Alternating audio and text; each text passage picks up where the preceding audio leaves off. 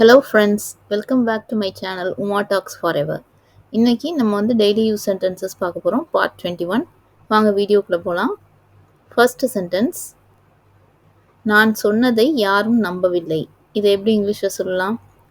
நம்ம ஏதாவது சொல்லியிருப்போம், அதை யாருமே நம்ப மாட்டாங்கல்ல, அதை எப்படி இங்கிலீஷ்ல சொல்றதுன்னு பார்க்கலாம். Nobody believed what I said. Nobody believedனா யாரும் நம்பல அப்படின்னு அர்த்தம். What I saidனா நான் சொன்னதை.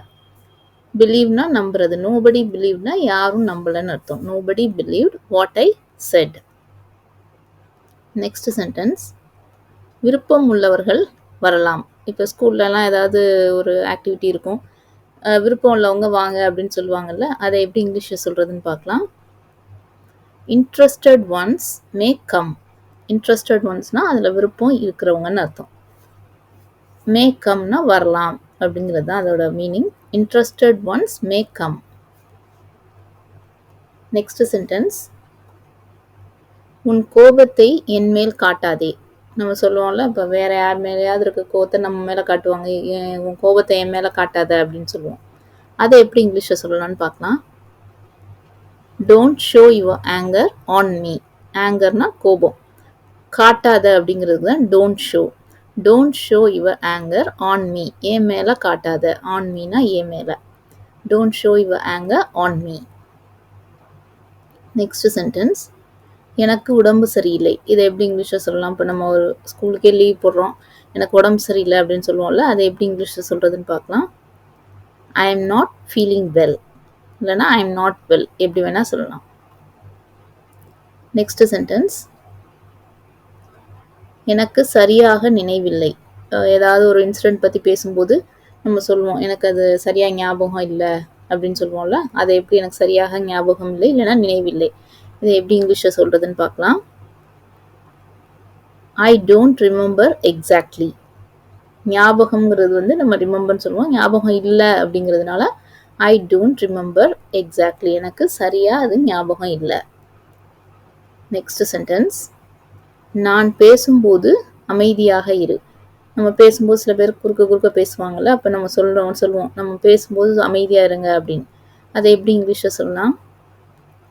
B quite while I am speaking.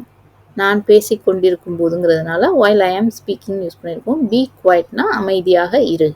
B quite while I am speaking. Next sentence, உனக்கு வெட்கமாக இல்லையா. இது நம்ம வீட்டிலலாம் கேட்பாங்கல்ல, இப்போ மார்க்கே கம்மியாக வாங்கிட்டாங்கன்னா அந்த மாதிரி கேட்பாங்க, உனக்கு வெட்கமா இல்லை அப்படின்னு கேட்பாங்கல்ல, அதை எப்படி இங்கிலீஷில் சொல்கிறதுன்னு பார்க்கலாம். Are you not ashamed. அஷேம்னா வெட்கம் அப்படின்னு சொல்கிறது.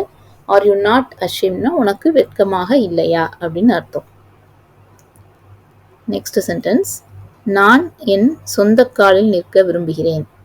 சில பேர் வந்து இப்போ வேலை பார்க்குறது, அடுத்தவங்கள்ட்ட போய் வேலை பார்க்குறது பிடிக்காது, அவங்க சொந்த காலில் நிற்கணும் அப்படின்னு நினைப்பாங்கல்ல, அதை எப்படி இங்கிலீஷில் சொல்லலாம். I want to stand on my own feet. நான் என் சொந்த காலில் நிற்க விரும்புகிறேன். I want to stand on my own feet. Next sentence, எனக்கு உன்னை அடையாளம் தெரியவில்லை. யாரோ பார்த்து நம்மளை கேட்குறாங்க, உங்களுக்கு தெரியுதா என்னைய அப்படின்னு. இல்லை, எனக்கு உங்களை அடையாளம் தெரியல அப்படின்னு சொல்லணும்னா அதை எப்படி இங்கிலீஷில் சொல்கிறது. ஐ குடன்ட் ரெகக்னைஸ் யூ.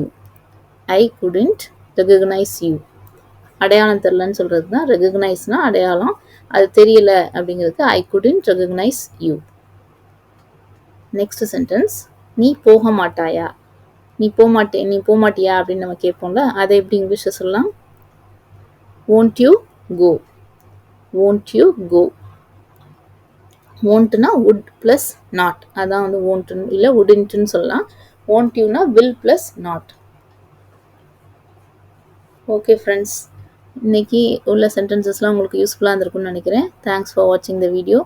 மறக்காமல் சேனல் சப்ஸ்கிரைப் பண்ணிவிட்டு பாருங்கள். பிடிச்சிருந்தா லைக் பண்ணுங்கள், ஷேர் பண்ணுங்கள். ப்ரீவியஸ் வீடியோட லிங்க் வந்து டிஸ்கிரிப்ஷன் பாக்ஸில் இருக்குது, பார்க்காதவங்க கிளிக் பண்ணி பாருங்கள். Bye friends.